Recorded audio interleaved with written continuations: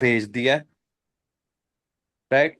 तो पीडीएफ में जो अमेंडमेंट्स है ना, वो जो इंस्टीट्यूट ने दिया है ये, तो इसमें मई 26 और September 26 दोनों की अमेंडमेंट्स कवर्ड है। राइट।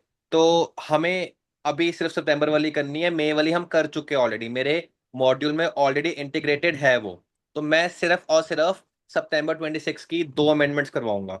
तो वैसे भी आप देख सकते हो कि अगर मैं इसको स्क्रॉल करूं, तो जो अमेंडमेंट का इन्होंने दिया हुआ है पीडीएफ, उसमें एक तो लोकल डिलीवरी सर्विस है, तो ये तो आपको पता ही है कि 9(5) में अब ये भी कवर्ड हो गया, जैसे रैपिडो या पोर्टर वगैरह है। तो ये हम कर चुके हैं।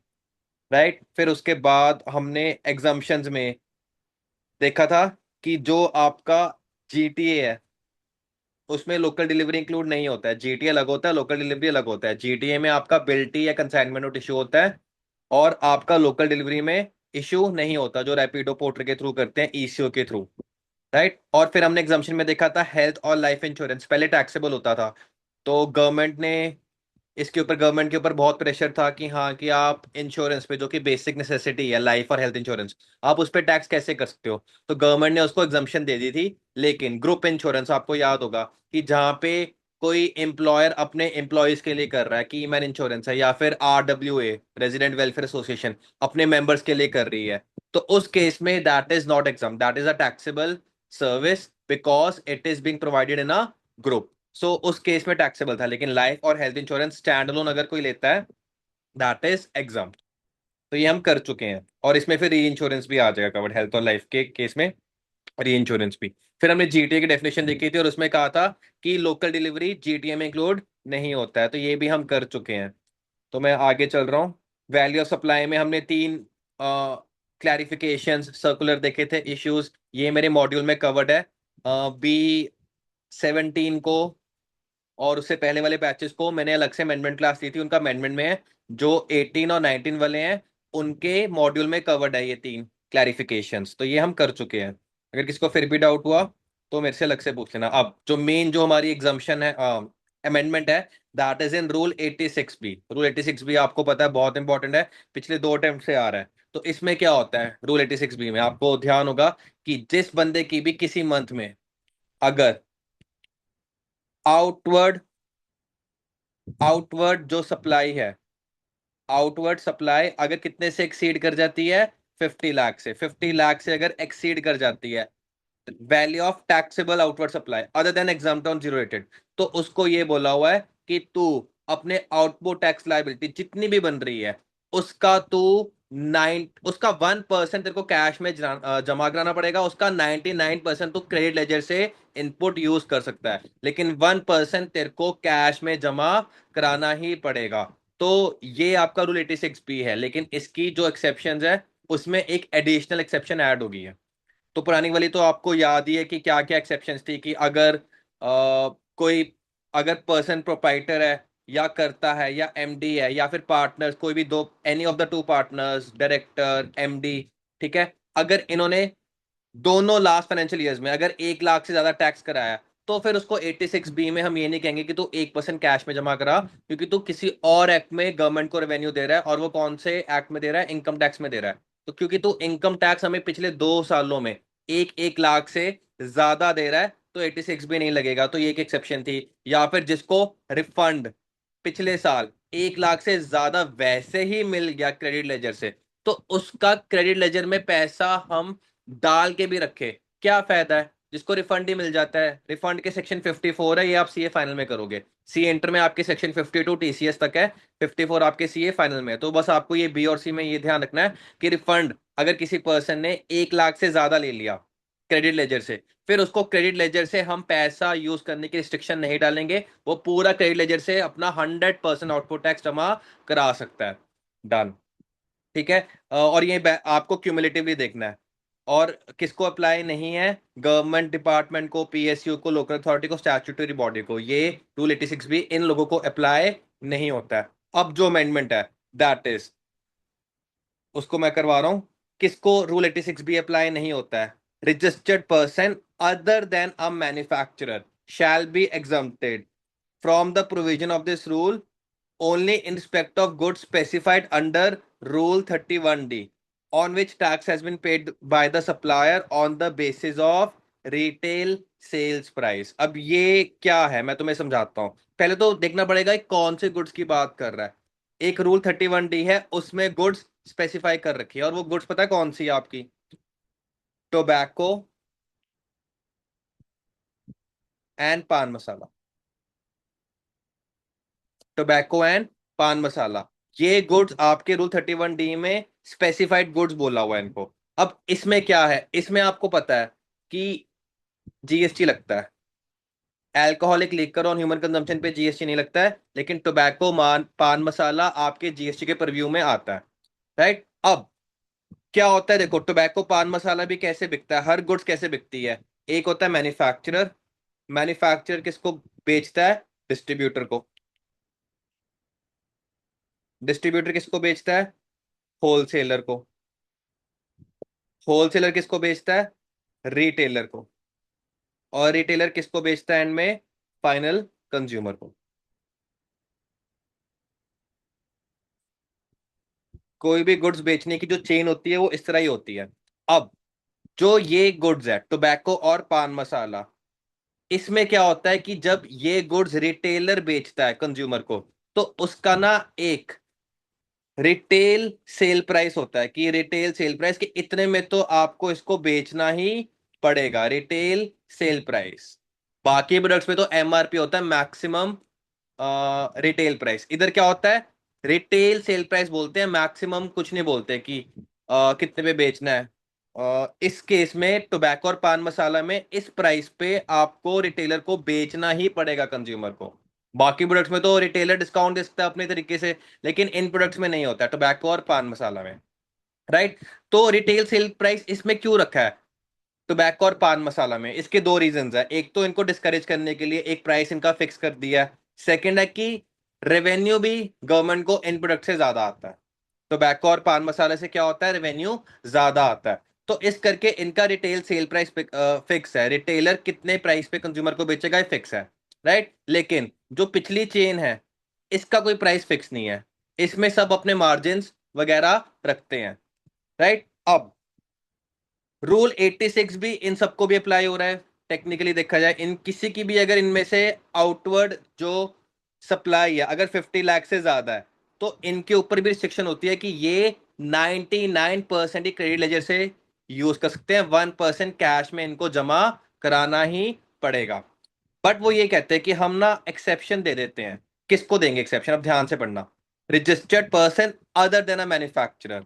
तो इस चेन में किस किस को मिलेगी 86B से एक्सेप्शन? इसको, इसको और इसको मिल सकती है, मैन्युफैक्चरर को नहीं मिल सकती। क्योंकि देखो मैन्युफैक्चरर क्या है, ये रॉ मटेरियल लेकर आता है टोबैको पान मसाला के लिए जो होता है, उसको कन्वर्ट करके ये फिनिश गुड्स बनाता है। लेकिन ये क्या करते हैं, डिस्ट्रीब्यूटर, होलसेलर और रिटेलर, ये इनको टोबैको पान मसाला मिलता है as it is finish good को बेचते हैं, ये ट्रेडर्स है। तो कहते हैं कि जो तो देखो मैन्युफैक्चरर है उस पे रूल 86B की अप्लाई होगी, उस पे रूल 86 भी अप्लाई होगा, लेकिन डिस्ट्रीब्यूटर, होलसेलर और रिटेलर पे 86 भी हट सकता है। लेकिन इनको क्या करना पड़ेगा, इनको जो टैक्स इनको जमा कराना है अपनी आउटपुट टैक्स पे, चाहे डिस्ट्रीब्यूटर होलसेलर को जो मर्जी प्राइस पे बेचे। ठीक है। एग्जाम्पल लेते हैं, मैन्युफैक्चरर से सपोज डिस्ट्रीब्यूटर को एक पान मसाला की जो पैकेट आती है, लेट सपोज 2 रुपीज की, ये इसको बेचता है। ठीक है। डिस्ट्रीब्यूटर 4 रुपीज की बेचता है, होलसेलर रिटेलर को 7 रुपीज की बेचता है, और रिटेलर कंज्यूमर को कितने की बेचता है? 10 रुपीज की बेचता है। ठीक है। सबने अपना अपना मार्जिन रखा हुआ है।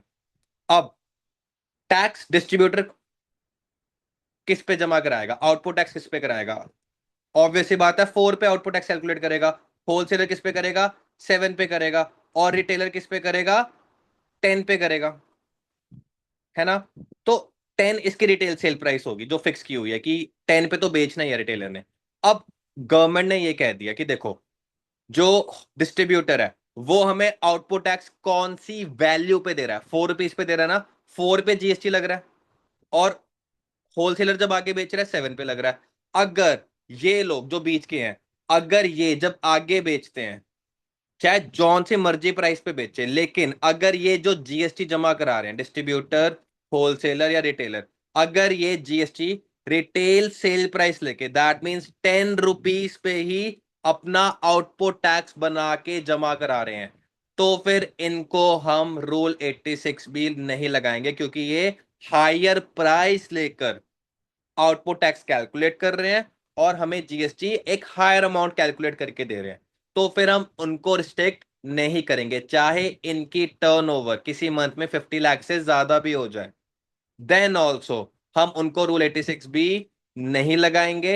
उनको 1% कैश में जमा कराने को नहीं बोलेंगे, प्रोवाइडेड क्या, ये रिटेल सेल प्राइस पे अपनी आउटपुट टैक्स शो कर रहे हैं।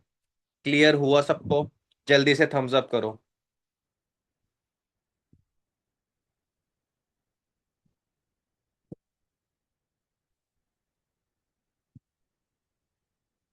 ठीक है, अब एक चीज का ध्यान देना, इन्होंने ये बोला है कि आगे जौन से मर्जी प्राइस पे बेचे, टैक्स कितने पे लेंगे, टैक्स कितने पे कराएंगे, टैक्स जो कैलकुलेशन करेंगे वो on the basis of retail sale price करेंगे।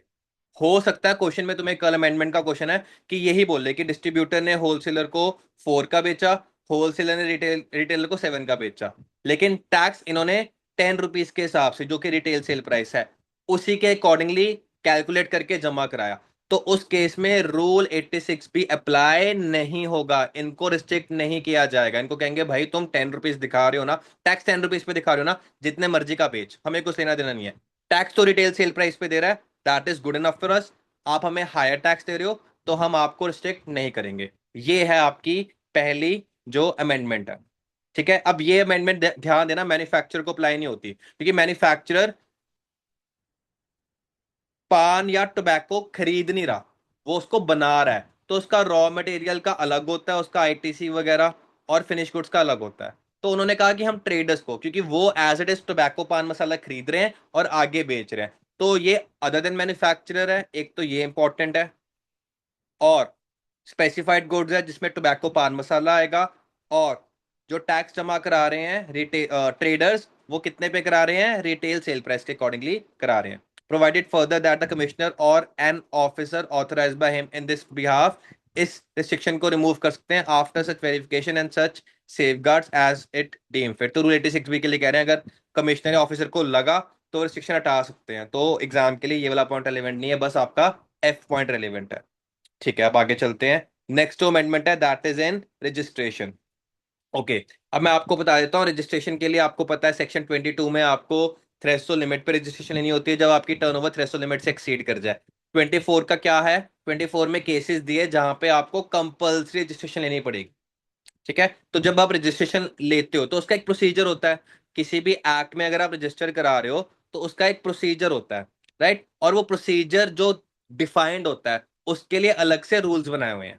ठीक है, अब मैंने रूल नंबर क्लास में नहीं कराए हैं, सेक्शन नंबर तो हमने लर्न किया, तो मैं तुम्हें बता देता हूँ। रूल 8 होता है जो, वो है कि आप नॉर्मल रजिस्ट्रेशन ले रहे हो। ठीक है, रूल 12 क्या होता है, 51 और 52 में, जो 51 है सेक्शन आपका टीडीएस, अगर आपको टीडीएस डिडक्ट करना है, या 52 टीसीएस कलेक्ट करना है, अगर आप उस वाले पर्सन में फॉल कर रहे हो जिसको टीडीएस अलग से रजिस्ट्रेशन लेनी है, टीडीएस डिडक्ट करने की या टीसीएस कलेक्ट करने के लिए, उसका होता है रूल नंबर 12।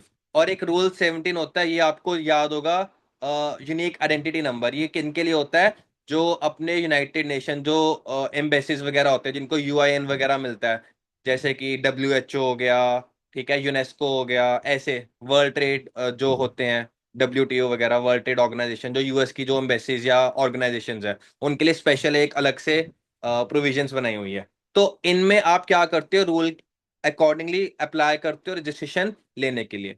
अब क्या किया कि देखो, पहले मैं तुम्हें बताता हूँ जीएसटी की हिस्ट्री में क्या होता था। जब 2017 में जीएसटी आया था, तो गवर्नमेंट को क्या लगता था कि यार हमें ज्यादा से ज्यादा लोग जीएसटी में रजिस्टर्ड चाहिए, ज्यादा से ज्यादा लोग जीएसटी में रजिस्टर्ड होंगे, हमें टैक्स उस हिसाब से ज्यादा मिलेगा। तो पहले थिंकिंग ये होती थी। तो जैसे ही ओल्ड से न्यू रिजीम में आए थे, जीएसटी में जब नया आया था, तो उन्होंने रजिस्ट्रेशन सबको फ्री में बांटी थी, मतलब रजिस्ट्रेशन के लिए आओ, रजिस्ट्रेशन ले जाओ, कुछ चेकिंग नहीं हो रही थी, कुछ नहीं हो रहा था। तो उन्होंने धड़ाधड़ जीएसटी में लोगों को रजिस्टर किया। अब उससे इशू क्या आया, काफी लोगों ने बोगस जीएसटी नंबर ले लिए या फ्रॉड के इंटेंशन से ले लिया। उन्होंने क्या किया, उन्होंने जीएसटी नंबर लेके अपनी GSTR 1 में इनपुट पास कर दिया, सामने वाले के 2A 2B में आ गया या बिल्स इशू कर दिए। काफी तकड़ा उन्होंने जीएसटी का आईटीसी पास ऑन करने की कोशिश कर दी, लेकिन जब खुद 3B में टैक्स जमा कराना था तब वो भाग गए, शेल कंपनीज बना ली। ट्रैक ही नहीं कर पा रहे थे कि हाँ यार ये कहाँ से ओरिजिनेट हुआ है बोगस बिलिंग का। आपको पता ही होगा, आप न्यूज में पढ़ते भी होगे कि हाँ इतने का जीएसटी का फ्रॉड हुआ। वो फ्रॉड किसका होता है? मोस्टली आईटीसी का होता है। तो क्या था, लोगों ने बहुत बीच में घपले किए, फ्रॉड रजिस्ट्रेशंस ली, और इस करके बीच में आके डिपार्टमेंट ने, गवर्नमेंट ने सोचा कि हम रजिस्ट्रेशन सिर्फ उसको देंगे जो कि एक्चुअली ऑथेंटिक हो, जेन्युइन ट्रांजैक्शंस दिखाएगा। तो उन्होंने क्या किया, ऑफिसर्स को बोल दिया कि आप जाके फिजिकली वेरीफाई करोगे प्रॉपर कि बंदा एग्जिस्ट करता है, बिजनेस कर भी रहा है, फ्रॉड तो नहीं करेगा। तो स्ट्रिक्टनेस दिखा दी थी जीएसटी रजिस्ट्रेशन देने में। ठीक है। अब क्या किया कि अब रजिस्ट्रेशन का प्रोसेस काफी टफ हो गया था, रजिस्ट्रेशन मिलनी मुश्किल हो गई थी लोगों को। तो फिर एक नया रूल लेकर आए, रूल 9 है। उन्होंने ये कहा कि यार हम ना अपने सिस्टम के अकॉर्डिंगली देखेंगे उसमें डेटा एनालिसिस या एल्गोरिदम्स की। यार कोई अगर बंदा रजिस्ट्रेशन अप्लाई कर रहा है तो हमारे सिस्टम में अगर किसी एप्लीकेंट का ये क्लासिफिकेशन आ गई कि ये लो रिस्क वाला एप्लीकेंट है जिसका सिबिल स्कोर अच्छा, कुछ भी हो सकता है, एल्गोरिदम्स कुछ भी हो सकते हैं। एल्गोरिदम्स आप समझते हो, एआई वगैरह के टूल्स यूज करेंगे, और जिसको भी सिस्टम कहेगा कि यार ये वाला जो एप्लीकेंट है ये लो रिस्क है, ये फ्रॉड नहीं करेगा। ठीक है। तो हम उसका रजिस्ट्रेशन का प्रोसेस क्या कर देंगे, इजी कर देंगे, और उसको रजिस्ट्रेशन कितने डेज के विद इन ग्रांट कर देंगे, सिर्फ 3 वर्किंग डेज के अंदर। जब भी उसने एप्लीकेशन सबमिट करी, हम उसको जीएसटी नंबर क्या कर देंगे, ग्रांट कर देंगे। किस बेसिस पे? हमारे सिस्टम ने on the basis of data analysis and risk assessment algorithms लगा के, ठीक है, उसने क्या किया, बता दिया कि यार ये बंदा ठीक है, जेन्युइन है। तो लो रिस्क एप्लीकेंट्स है। तो ये रूल नंबर 9A में इंट्रोडक्शन हुई है नए रूल की, जब जीएसटी रजिस्ट्रेशन देनी है। तो बताओ, पहले तो रूल 9A सबको क्लियर हुआ? बिल्कुल बेसिक है, कुछ इसमें मुश्किल नहीं है। जल्दी से थम्स अप कर दो सब।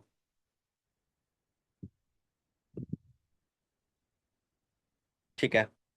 अब नेक्स्ट है कि सिस्टम नहीं बता रहा लो रिस्क, ठीक है, लेकिन स्मॉल टैक्स पेयर्स को ऑप्शन है कि वो अपना रजिस्ट्रेशन इलेक्ट्रॉनिकली इजीली ले सकते हैं, again with in 3 working days ले सकते हैं। राइट। उसका क्या कंडीशंस होगी वो दिया रूल 14A में, और ये अमेंडमेंट थोड़ी सी ज्यादा इंपॉर्टेंट है। तो देखो, बेसिकली फ्रॉड कौन करते थे लोग? फ्रॉड वो करते थे जिन्होंने बहुत ज्यादा आईटीसी फ्रॉडेंटली पास ऑन करना है, बहुत ज्यादा आईटीसी फ्रॉडेंटली पास ऑन करना है। एक नया बंदा रजिस्टर हुआ, ठीक है, इसने रजिस्ट्रेशन ली, राइट, अब इसका टेंशन है फ्रॉड करने का। तो ये फ्रॉड करेगा। जब फ्रॉड करता है बंदा, छोटा मोटा फ्रॉड करता है कि बड़ा फ्रॉड, बड़े लार्ज स्केल पे फ्रॉड करना चाहता है, छोटे मोटे फ्रॉड अगर कर भी दिए, इसने छोटा मोटा आईटीसी बोगस पास ऑन कर भी दिया, उससे गवर्नमेंट को ओवरऑल स्कीम ऑफ थिंग्स में नुकसान ज्यादा नहीं होता। उनको डर लगता है कि कोई बंदा आके बड़ा पूरा उसका रजिस्ट्रेशन ही इस इंटेंशन से है कि वो सिर्फ और सिर्फ फ्रॉड करे, कोई एक्चुअली गुड सर्विसेज सप्लाई नहीं कर रहा, बस बोगस बिलिंग करके लोगों को जीएसटी आईटीसी पास ऑन कर रहा है। राइट। तो उनको डर लगता है कि कोई बड़े स्केल पे गेम ना खेले जो कि लैक्स या करोड़ का आईटीसी आगे पास ऑन कर दे।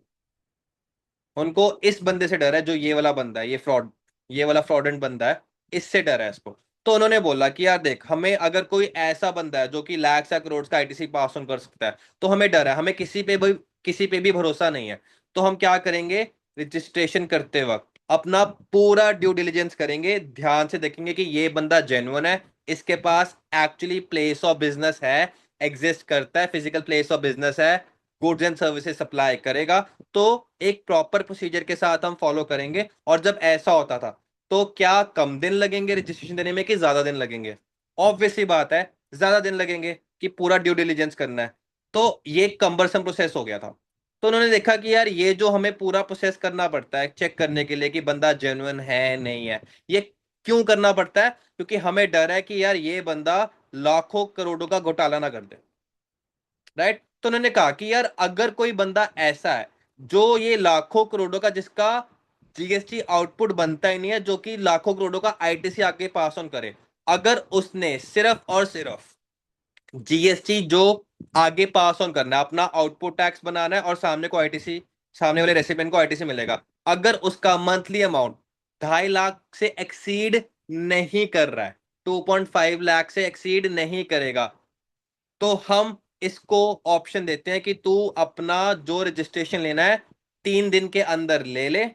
ठीक है, कोई तेरे पे ज्यादा आके चेकिंग वगैरह नहीं होगी, क्योंकि तूने बहुत ज्यादा आउटपुट बिल्स नहीं काटने, सप्लाई के आउटपुट बिल्स नहीं काटने, 2.5 लाख से जिसका जीएसटी ज्यादा नहीं बनेगा। तो उस केस में तेरे को जल्दी रजिस्ट्रेशन मिल जाएगी, 3 दिन के अंदर मिल जाएगी। हाँ, लेकिन तेरे को क्या कराना पड़ेगा, आधार ऑथेंटिकेशन कराना पड़ेगा। जेन्युइन आधार तेरे पास हो, उस पे ओटीपी जाएगा, जो भी नंबर तेरे आधार से लिंक होगा, और तेरे आधार के बेसिस पे ऑथेंटिकेट करेंगे, और तेरे को रजिस्ट्रेशन कितने दिन के अंदर मिल जाएगी, 3 डेज के अंदर मिल जाएगी।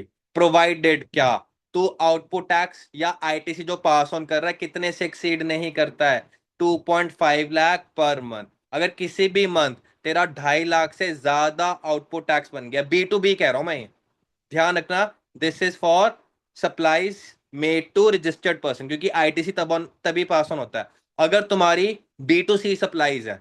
राइट, उसमें तो सामने वाला रेसिपिएंट आईटीसी नहीं लेगा, वो चाहे जितनी मर्जी की हो, उसे जितना मर्जी आउटपुट टैक्स बनता हो, वो हमें पता है कि हमने वो आउटपुट टैक्स हमारा रेवेन्यू बन जाएगा, गवर्नमेंट को ये पता है, क्योंकि उसका कोई आईटीसी नहीं लेगा।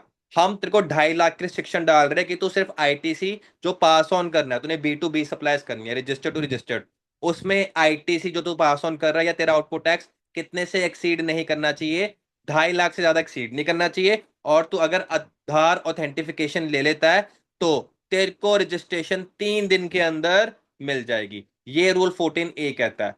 पहले तो आपको बेसिक क्रक्स क्लियर हुआ इसका। आकाश, अलीशा, अनुज, आशिमा, दीपेंद्र, गुरजोत, गुरनीत, हार्दिक, कनव, मनलीन, मन्नत, नवन, पूनम, प्रकृति, पृथ्वी, सगुन, शगुन, श्रेया, वैभव, वृंदा। Okay, right. तो जब ऐसा गवर्नमेंट कर रही है, सर रिपीट,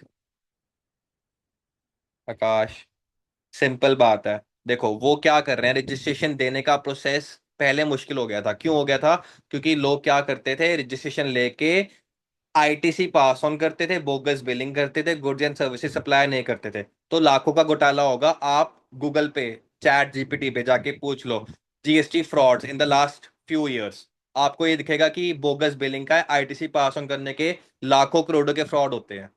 राइट। तो जब ऐसा हो रहा था तो क्या किया गवर्नमेंट ने, कि रजिस्ट्रेशन के टाइम उन्होंने क्या किया कि हम अच्छे से चेक करेंगे कि बंदा जेन्युइन है, जेन्युइन ट्रांजेक्शन दिखाएगा, फ्रॉड आईटीसी पास ऑन नहीं करेगा। तो उन्होंने प्रोसीजर को मुश्किल कर दिया, बट उससे फिर सबको ही मुश्किल आ रही थी।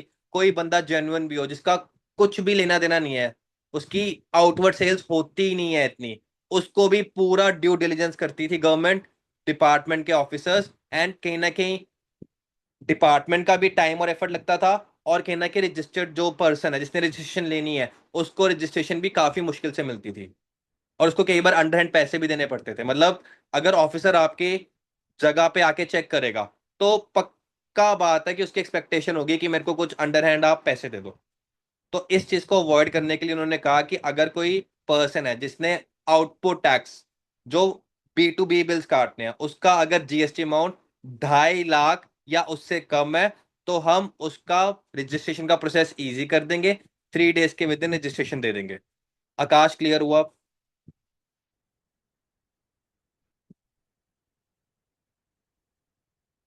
राइट। लेकिन अगर ऐसा है तो कुछ आपको चीजें ध्यान देनी पड़ेंगी। क्या है? पहला तो आपको पता है कि एक स्टेट में मल्टीपल रजिस्ट्रेशन ले सकते हो, ये आपको पता है। लेकिन अगर कोई बंदा है जिसने ये चीज करनी है, जिसने 3 दिन के अंदर रजिस्ट्रेशन ले लेनी है, और जिसने 2.5 लाख से ऊपर जीएसटी का आईटीसी पास ऑन नहीं करना, तो उसको सिर्फ स्टेट, किसी भी स्टेट या यूटी में सिर्फ एक रजिस्ट्रेशन अलाउड है।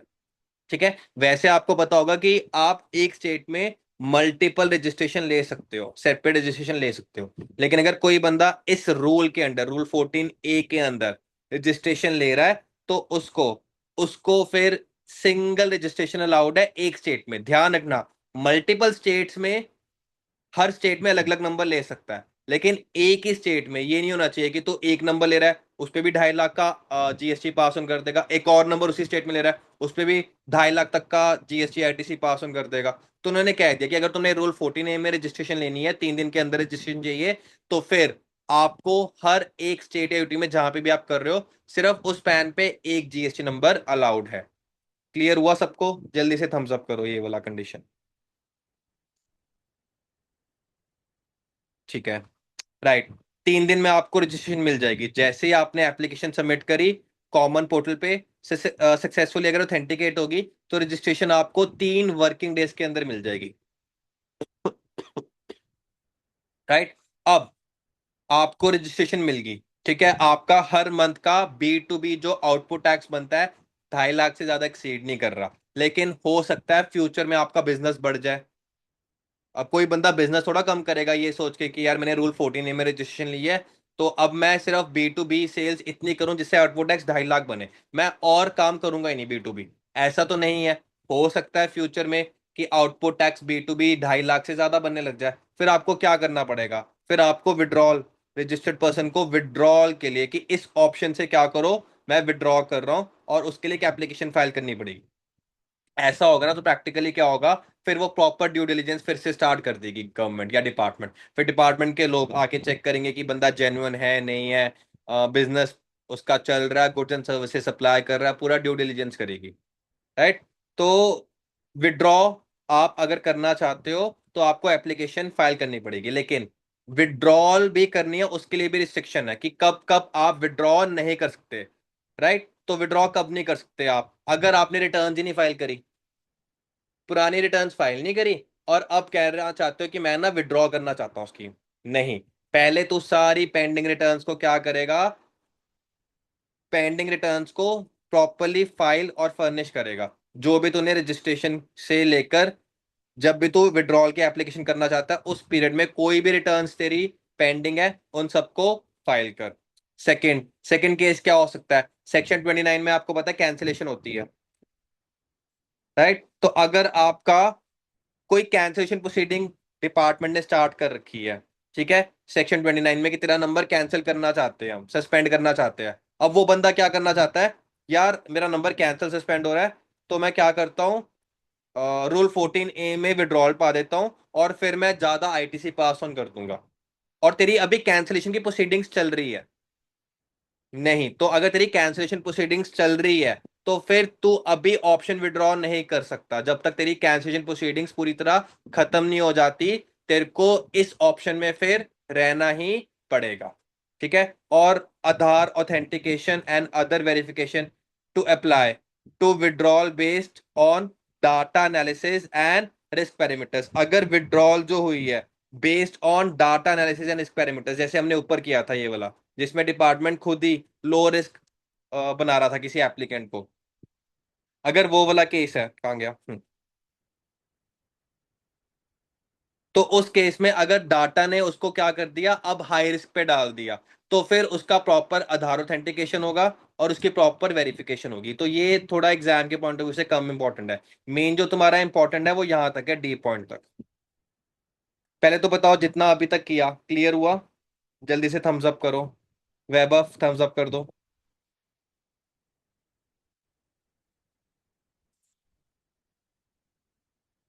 ओके, आगे देखते हैं।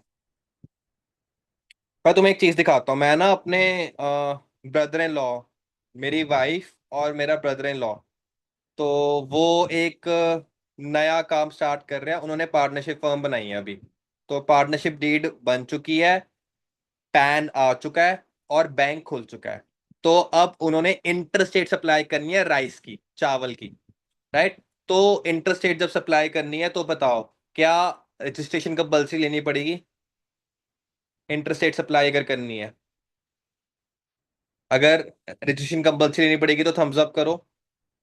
बिल्कुल, क्योंकि गुड्स हो रहे हैं। राइट। तो उनकी ना मैं रजिस्ट्रेशन अप्लाई कर रहा था, तो मैं दिखाता हूँ। जीएसटी में रजिस्ट्रेशन के लिए मैंने अप्लाई अभी स्टार्ट किया है, तो अभी पूरी तरह एप्लीकेशन मेरी रेडी नहीं है।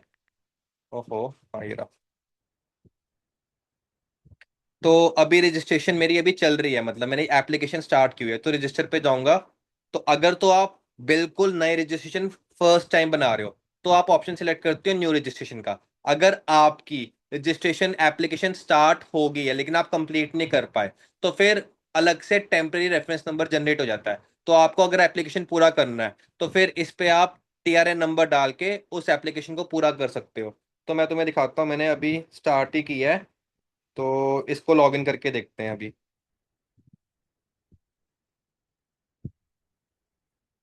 242600। नोट मत करना कि कल को तुम ही खोल के देख रहे हो, कुछ का कुछ कर दिया।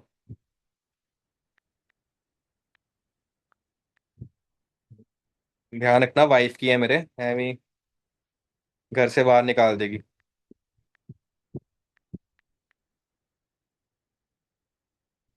अच्छा हाँ, वैसे भी ओटीपी आएगा, कर लो, कुछ नहीं होने वाला, ओटीपी तो मेरे पास ही आना। ओटीपी है 890327। तो ये देखो, ये एप्लीकेशन मैंने स्टार्ट कर दी थी। तो इसको पूरा करो, अभी ड्राफ्ट में सेव्ड है। राइट। तो पार्टनरशिप फर्म है। और ये देखो, option for registration under rule 14 है, यस और नो। तो अभी इनका आउटपुट जो टैक्स होगा वो 2.5 लाख से एक्सीड नहीं करेगा। तो मैंने कहा यार ठीक है, 3 दिन में आ जाएगा नंबर, मेरे को भी ज्यादा टेंशन नहीं है एप्लीकेशन जब मैं फाइल कर रहा हूँ। तो जब अगर प्रॉपर वाला करता ना मैं, तो फिर उसमें मेरे को भी काफी, क्योंकि क्वेरीज भी आती फिर, क्योंकि ऑफिसर पीछे से चेक कर रहा होता है उसे, वो कहता है ये दिखाओ, फोटो खींचो, कहाँ से बिजनेस कर रहे हो। तो अब मैं 14 एज जब कर रहा हूँ ना, तो कोई पीछे से चेकिंग नहीं होगी, ऑटोमेटिकली सिस्टम 3 वर्किंग डेज के अंदर क्या करेगा, एप्लीकेशन एक्सेप्ट कर लेगा, रजिस्ट्रेशन दे देगा। तो मैं इसमें अभी सिलेक्ट कर रहा हूँ यस। तो इसको पढ़ो, I hereby declare that aforesaid business shall abide by the condition and restrictions specified in the act or rules for opting to register under rule 14A। तो मेन देखो उन्होंने क्या लिखा कि 14A में भाई तू रजिस्ट्रेशन अप्लाई कर रहा है, पढ़ ले। तो आईटीसी कितना पास ऑन कर सकता है, लेस देन और equal to 2.5 lakh per month. अगर तेरा 2.5 लाख या उससे ज्यादा है ना, तो भाई तू नो क्लिक कर दे। अगर तेरा बी टू बी 2.5 लाख से ज्यादा आईटीसी पास ऑन करने वाला बन जाएगा। और ध्यान रखना, तेरे को क्या मैंडेटरी है अगर तूने इसमें करना है, आधार और ऑथेंटिकेशन मैंडेटरी है, कोई फ्रॉडुलेंट पर्सन ना हो, आधार से काफी सेफगार्ड हो जाता है कि जेन्युइन बंदा है। ठीक है। तो अगर आप 14A में करते हो, तो तुम्हें सारी कंडीशन और इसके सेक्शंस अप्लाई होंगी जो भी एक्ट में लिखी हुई है। और उसके बाद रीजन क्या है ऑब्टेन रजिस्ट्रेशन करने का, change in business, D merger, eco हो, सेलिंग थ्रू ईसीओ हो, वॉलेंट्री बेसिस हो, supply on behalf of other, कुछ भी, मतलब ये सारे है। Crossing the threshold, interstate supply. Right. तो अभी मैं इसको इंटरस्टेट सप्लाई या वॉलेंट्री देख रहा हूँ कि इंटरस्टेट सप्लाई करेंगे नहीं करेंगे, वो चीज़ अभी मैं देख रहा हूँ। बट सबको क्लियर हुआ कि जब रजिस्ट्रेशन अप्लाई करते हैं तो अलग से तुम्हारे पास ऑप्शन है रूल 14A की, तो उसके हिसाब से तुम्हारी आगे एप्लीकेशन प्रोसीड करेगी। राइट। ओके। तो आगे बढ़ते हैं। The application file for withdrawal, अगर तुम इस एप्लीकेशन से विड्रॉल कर रहे हो, तो ये वेरीफाई होगी। ठीक है। और वेरीफाई जब प्रॉपर ऑफिसर करेगा, तो वो दोनों चीजें कर सकता है, या तो तुम्हारा एप्लीकेशन की विड्रॉल अलाउ कर देगा, एक्सेप्ट कर लेगा, या वो क्या करेगा, रिजेक्ट कर देगा। और अगर उसको लग रहा है कि यार ये बंदा फ्रॉडलेंट हो सकता है, अब ये इसलिए विड्रॉ कर रहा है क्योंकि ये 2.5 लाख से ज्यादा जीएसटी पास ऑन करने का रिस्क है, तो पीछे अब ऑफिसर तुम्हारा ऑप्शन को रिजेक्ट भी कर सकता है, रिजेक्ट भी कर सकता है। ठीक है। अब एक बार विड्रॉल अगर अलाउ होगी कि हाँ तो 2.5 लाख से ज्यादा आईटीसी पास ऑन कर सकता है, विड्रॉल अलाउ होगी, विड्रॉ कर रहे हो ऑप्शन से, तो रजिस्टर्ड पर्सन क्या अब 2.5 लाख से ज्यादा आईटीसी पास ऑन कर सकता है एवरी मंथ? बताओ, यस और नो, क्या 2.5 लाख से ज्यादा पास ऑन कर सकता है? अब उसकी ऑप्शन विड्रॉ होगी है। पहले तो उसके ऊपर ये था ना कि तेरे को 14A में मिला तो 2.5 लाख से ज्यादा पास ऑन नहीं कर सकता, बट अब उसने विड्रॉल कर दिया कि मेरे को इस वाले रूल 14A से बाहर निकालो, मैं ज्यादा बी टू बी सप्लाईज करना चाहता हूं जिसका जीएसटी आईटीसी पास ऑन करने वाला 2.5 लाख से ज्यादा बन जाएगा। तो अगर उसने विड्रॉल के लिए अप्लाई किया और वो अलाउ हो गया, तो अब उस पर कोई रिस्ट्रिक्शन रहेगी नहीं रहेगी, वो 2.5 लाख से ज्यादा क्या कर सकता है, आईटीसी रजिस्टर्ड पर्सन को पास ऑन कर सकता है। लेकिन कब कर सकता है, सपोज अप्रैल मंथ है, मैंने अप्रैल लेट सपोज 15 अप्रैल को विड्रॉल डाली कि यार मेरे को इस ऑप्शन से बाहर निकालो, मेरी आउटवर्ड सप्लाईज B2B ज्यादा बन जाती है, 2.5 लाख से ज्यादा आईटीसी पास ऑन करने वाला बन जाता है। एप्लीकेशन 15 अप्रैल को डाली, तो कौन से मंथ से, और एक्सेप्ट हो गया विड्रॉल, और उसका एक्सेप्ट हो गया विड्रॉल, तो वो मई मंथ से ही स्टार्ट कर सकता है 2.5 लाख से ज्यादा का आईटीसी पास ऑन करना, मई मंथ से। अप्रैल मंथ में नहीं कर सकता, क्योंकि इस मंथ तो उसने विड्रॉल क्या की है, अप्लाई की है। ये चीज क्लियर हुई? या अलाउ हुई है, मतलब अप्लाई नहीं करी, अलाउ, जैसे अलाउ देखेंगे, नॉट अप्लाइड। हो सकता है अप्लाई उसने 29 को की हो, लेकिन ऑफिसर ने अलाउ मई मंथ में किया हो। अगर मई मंथ में अलाउ किया है, फिर जून मंथ से ही वो 2.5 लाख का, 2.5 लाख से ज्यादा आईटीसी पास ऑन कर सकता है। ये सबको क्लियर हुआ? थम्स अप करो, अगर नहीं हुआ थम्स डाउन कर दो।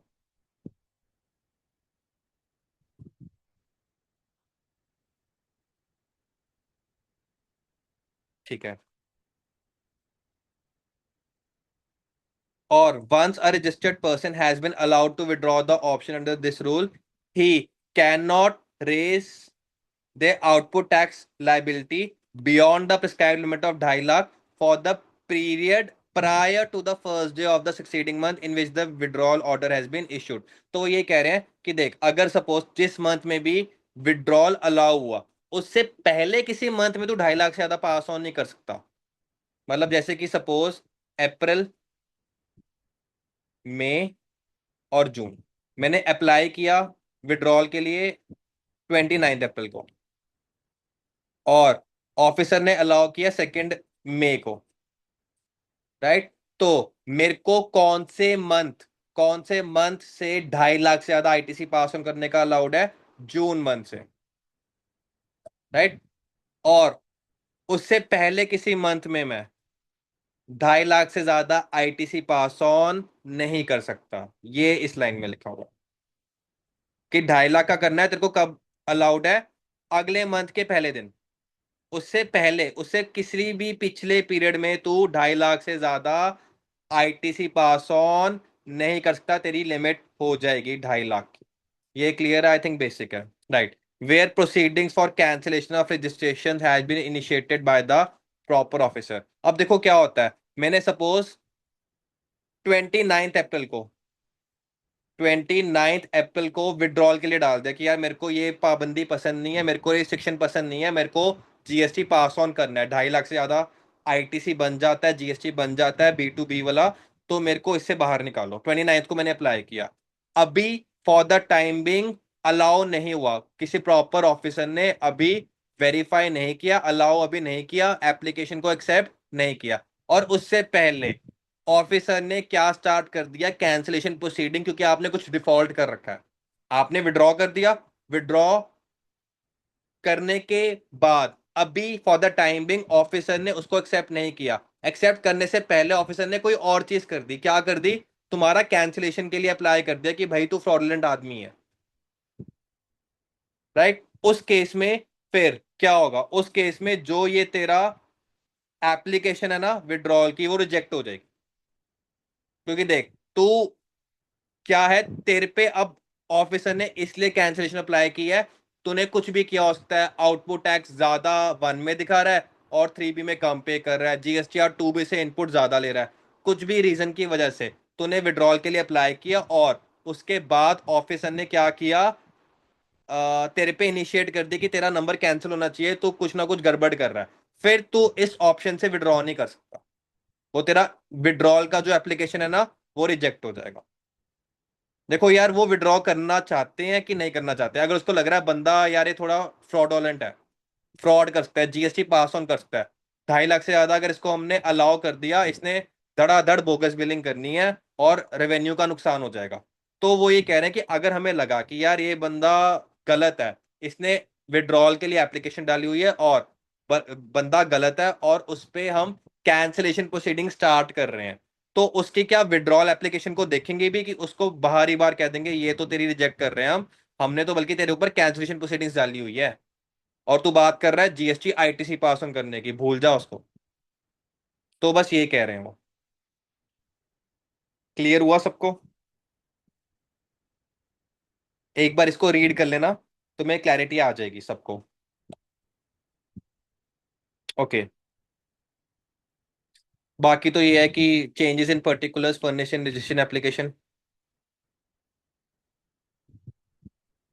अगर तुमने कुछ कोर या नॉन कोर फील्ड चेंज करना है रजिस्ट्रेशन में, राइट, तो विड्रॉल से पहले उसको पूरी तरह चेंज कर लो, विड्रॉल फिर डालना।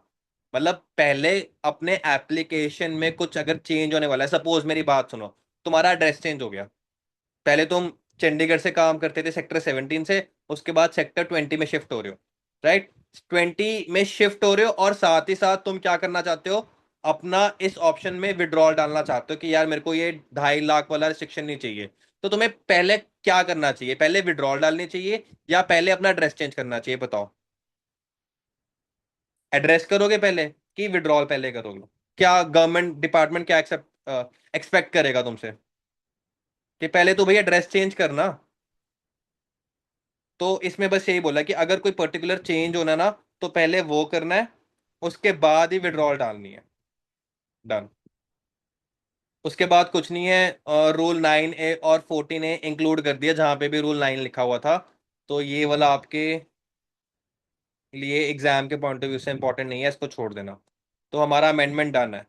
इतना ही था अमेंडमेंट। तो बताओ सबको क्लियर हुआ? किसी को भी डाउट है थम्स डाउन कर दो या मैसेज पे लिख दो कि सर मेरा कोई पर्टिकुलर डाउट है। इसमें दो ही हमारी अमेंडमेंट्स है, राइट। पहला क्या है, पहला रूल 86B में है। रूल 86B में उन्होंने नई एक्सेप्शन ऐड की है, that is in relation to अगर आप कोई स्पेसिफाइड गुड्स अगर बेचते हो, जैसे टोबैको या पान मसाला, राइट। तो अदर देन अगर मैन्युफैक्चरर हो और आप जीएसटी जो अपना आउटपुट टैक्स जमा करा रहे हो, that is on the basis of retail sale price of that product, जो टोबैको या पान मसाला है, फिर आपके ऊपर रूल 86B नहीं लगेगा, उसकी रिस्ट्रिक्शन नहीं लगेगी, क्योंकि आप रिटेल सेल प्राइस पे जो कि हायर होती है उस पे आउटपुट टैक्स जमा करा रहे हो। सरकार कहती है अच्छा काम कर रहा है, ज्यादा टैक्स ही ला रहा है ना, तो तेरे पे रूल 86B की रिस्ट्रिक्शन नहीं डालेंगे हम। पहली अमेंडमेंट ये है। दूसरी आपकी अमेंडमेंट क्या है? दूसरी अमेंडमेंट है आपकी कि अगर आपने रजिस्ट्रेशन अप्लाई करी, राइट, और उसमें सिस्टम को लगा based on analysis and algorithm कि आप लो रिस्क वाले एप्लीकेंट हो, रजिस्ट्रेंट हो, तो उस केस में वो आपको 3 दिन के अंदर नंबर दे देंगे। आपको लो रिस्क सिस्टम ही बता रहा है, तो कहते हैं कि हम फिर तेरे को ये नहीं करेंगे, तेरा पूरा ड्यू डिलिजेंस करेंगे, ऑफिसर आएगा चेक करेगा। हमें सिस्टम ने बता दिया कि तू लो रिस्क है, तेरा सिबिल स्कोर अच्छा है, तू पीछे भी अच्छा काम कर चुका है, जो मर्जी रीजन हो, वो सिस्टम के एल्गोरिदम्स है। सेकंड है कि आपने खुद अगर विद इन 3 डेज एप्लीकेशन अगर आप चाहते हो कि आ जाए, आप पे ज्यादा ड्यू डिलिजेंस ना आए, तो आपको दो चीजें का ध्यान देना पड़ेगा। एक तो आपको 2.5 लाख से ऊपर जीएसटी पास ऑन नहीं करना B2B सप्लाईज के केस में। 2.5 लाख तक, 2.5 लाख या कम या एग्जैक्ट 2.5 लाख हर मंथ आप GST ITC B2B pass on कर सकते हो, उससे ज्यादा नहीं करोगे। पहला ये। और दूसरा, अगर आधार ऑथेंटिकेशन आपका हो सकता है, तो फिर हम आपको रूल 14A में रजिस्ट्रेशन दे देंगे। आप क्योंकि जीएसटी पे ज्यादा पास ऑन नहीं कर रहे और आधार से ऑथेंटिकेट करा रहे हो, तो आपको रजिस्ट्रेशन 3 दिन के अंदर आ जाएगा। लेकिन उसमें कंडीशन क्या है कि आपको हर स्टेट में क्या होगा, सिर्फ एक रजिस्ट्रेशन अलाउड है। ये नहीं होना चाहिए कि एक ही स्टेट में मल्टीपल रजिस्ट्रेशन लेके सब पे 2.5 lakh 2.5 lakh 2.5 lakh 2.5 lakh input pass on कर रहे हो। नहीं, हर स्टेट में बस एक, हर स्टेट यूटी में सिर्फ एक रजिस्ट्रेशन। और उसके बाद विड्रॉल वाला एक बार तुम खुद पढ़ लेना। तो बताओ सबको क्लियर है? जल्दी से थम्स अप कर दो, फिर क्लास में एंड कर रहा हूँ और कल मिलते हैं।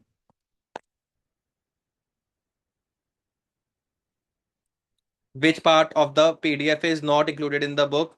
आपका एक तो रूल 86B वाला तुमने देखना है, जो वो कंडीशन है।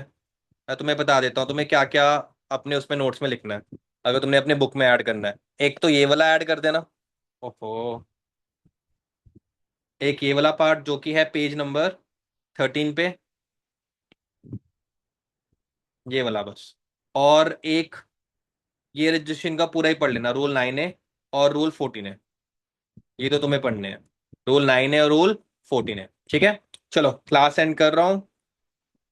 बाकी कोई डाउट हुआ मेरे को मैसेज कर देना व्हाट्सएप पे। ठीक है।